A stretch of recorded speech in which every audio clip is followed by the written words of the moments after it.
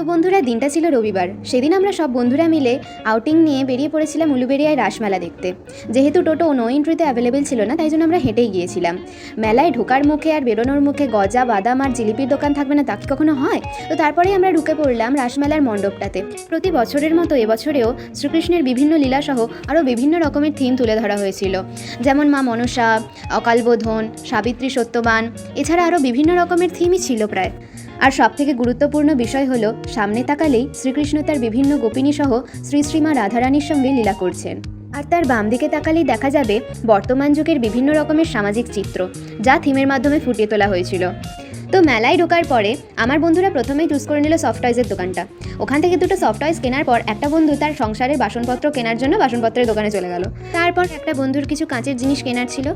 দেখো, মেয়েরা মিলে মেলায় ঘুরতে এসেছে আর তাদের মধ্যে কেউ একজনও সাজের জিনিস কিনবে না তা কি কখনো হয়? তাই যে যা নিজের মতো জিনিসপত্র কিনে নেওয়ার পরে চলে গেলাম পেট পুজো করতে। এতটা রাস্তা হেঁটে আর এতক্ষণ মেলায় ঘোরার পরে খুব তেষ্টা পেয়ে গিয়েছিল, তাই জল টল আর না খেয়ে চলে গেলাম আইসক্রিমের দোকানে। ওখান থেকে রোলার কোস্টারের 1 প্লেট আইসক্রিম নিয়ে নিলাম। দেখো, আমার পার্সোনালি আইসক্রিম খেতে খুবই ভালো লাগে, কিন্তু আমার মতে আমার অন্যান্য আইসক্রিমের থেকে রোলার কোস্টারের আইসক্রিমটা একটু বেশি টেস্টি লাগে। এরপর আমরা স্বাদ বদলের জন্য একটা পোটেটো টুইস্টার খেয়ে নিয়ে সেখান থেকে চলে গেলাম একটা পাপড়ি চাটের দোকানে। আমার আবার ফুচকার থেকে পাপড়ি চাটটা খেতে একটু বেশি ভালো লাগে। এবার সেখান থেকে চলে গেলাম মেন কোর্সে, যেখানে আমরা অর্ডার করেছিলাম মোগলাই আর 1 প্লেট মোমো। দেন এসব খাওয়া দাওয়া শেষ হওয়ার পরে একটু ফটোশ্যুট করলাম আর তারপর সেখান থেকে বেরিয়ে একটু ফুচকা খেয়ে বাড়ি ফিরে এলাম।